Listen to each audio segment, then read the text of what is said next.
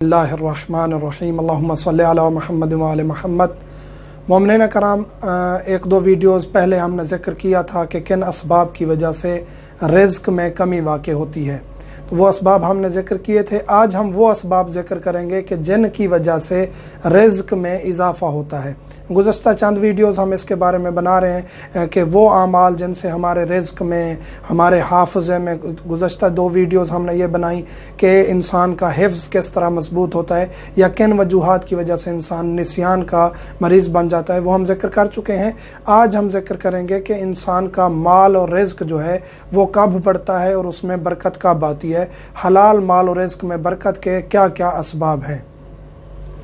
नमाज़ें मिलाकर पढ़ना, नमाज़ें मिलाकर पढ़ने का कंसेप्ट बाज़ लोगों के जहन में ये जाता है कि ये दो नमाज़ें इकट्ठी पढ़ लेते हैं, मतलब ये है कि दोनों को मिक्स कर देते हैं। ऐसा नहीं है। ज़ोहर पढ़ते हैं, तस्बीह पढ़ते हैं, दुआ पढ़ते हैं, सजदा शुक्र करते हैं, फिर इकामत कह के हम असर पढ़ते हैं। इसी तरह मगरिब व इशा पढ़ते हैं। और मौला अमीर कायनात का फरमान है कि दो नमाज़ें अगर आप मिला के पढ़ते हैं, यानी एक वक्त में दो नमाज़ों को पढ़ लेते हैं, तो इससे आपके रिज़्क़ में इजाफ़ा होता है। इस पर हम एक तफसीली वीडियो बना चुके हैं, डिस्कस कर चुके हैं कि रिवायात क्या कहती हैं और सबूत क्या हैं मनाबे से, यानी कि किताबों से, अहले सुन्नत और अहले तशरीह की। ताक़ीबात नमाज के बाद ताक़ीबात करनी चाहिए। मखसूस दुआएं भी हैं। इसके अलावा आप कुरान की तिलावत करें, दुआ मांगें, तस्बीह पढ़ें, ये ताक़ीबात में शुमार होता है। कुछ ना कुछ ताक़ीबात हर नमाज के बाद करनी चाहिए।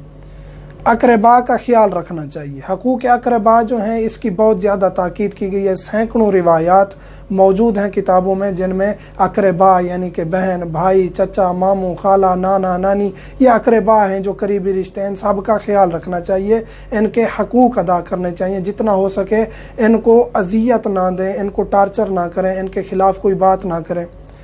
घर के सहन में झाड़ू देना, घर का सहन जो है वो गंदा नहीं होना चाहिए, उसमें झाड़ू और सफाई का ख्याल रखना चाहिए। इससे घर में और माल और रिज़्क़ में बरकत होती है। मिल बांट कर खाना चाहिए। इंसान हरीस ना हो, अकेला बैठ के ना खाए या और लोगों को साथ बिठाने में शर्म या वो मसलन के कहते हैं कि अजीब सी उसकी कैफियत बन जाती है जब उसके साथ कोई खाना खाने के लिए बैठता है, तो ऐसा नहीं करना चाहिए। अपने आप को फराग दिल बना के बाकी लोगों को, घर वालों को, बच्चों को, हत्ता के बाकी गरीब गुरबा को भी साथ बिठा के खाएंगे तो आपके रिज़्क़ में इजाफ़ा होगा।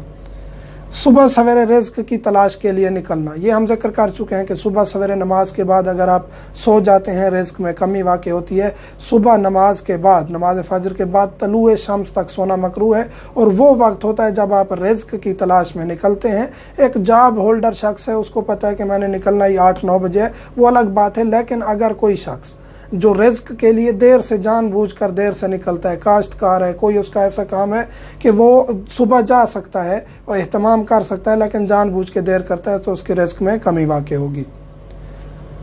इस्तग़फ़ार पढ़ना, कसरत से इस्तग़फ़ार पढ़नी चाहिए। अगर आपके रिज़्क़ में कमी वाक़ई हो रही है, आप परेशान हैं रिज़्क़ की वजह से, तो अस्तग़फ़िरुल्लाह रब्बी मिन कुल्लि ज़ंबिन व अतूबु इलैह का विर्द बार बार करते रहना चाहिए।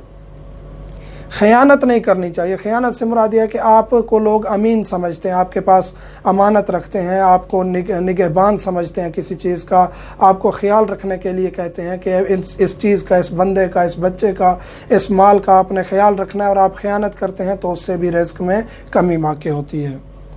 आज़ान दोहरानी चाहिए। आज़ान जो हम सुनते हैं, आज़ान दोहरानी चाहिए। और बाज़ लोग सवाल करते हैं कि आज़ानें मुतअद्दिद होती हैं, तो सब का दोहराना ज़रूरी नहीं है। एक आज़ान आप दोहरा लें, सुन के कलमा फिर आप दोहराएं, तो इससे भी रिज़्क़ में इजाफ़ा होता है। वाशरूम में नहीं बोलना चाहिए। वाशरूम जब आप इस्तेमाल कर रहे हों तो उस दौरान गुफ्तगू नहीं करनी चाहिए।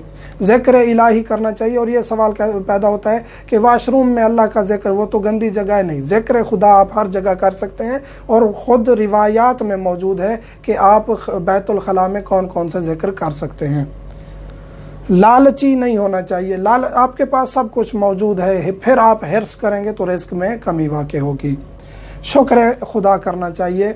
जो आप रिज़्क़ खाते हैं, जो आपके पास है, दूसरों को देख के आप लालची ना हो, ना हसद करें, शुक्र अदा करें कि ऐ खुदावंद करीम, ये जो तूने अता किया है ये भी मेरी औकात नहीं थी, तूने मेरी औकात से ज़्यादा नवाजा है। तो उस शुक्र अदा करने से इंसान के रिज़्क़ में इजाफ़ा होता है। کھانے سے پہلے ہاتھ دھونے چاہیے، اور یہ مستحبات میں سے ہے کہ کھانے سے پہلے آپ ہاتھ دھوئیں تو اس کو کسی کپڑے سے صاف نہ کریں، انہی گیلے ہاتھوں کے ساتھ کھانا کھائیں جو ہلکی ہلکی تری لگی ہوئی ہوتی ہے ہاتھوں پر، اور کھانا کھانے کے بعد آپ ہاتھ دھوئیں تو ان ہاتھوں کو آپ صاف کر سکتے ہیں دھونے کے بعد، لیکن کھانا کھانے سے پہلے ہاتھ دھو کے کسی چیز سے صاف نہ کریں۔ اس سے رزق میں کافی اضافے کے اسباب مہیا ہوتے ہیں، اور اس کے بارے میں کثیر روایات موجود ہیں۔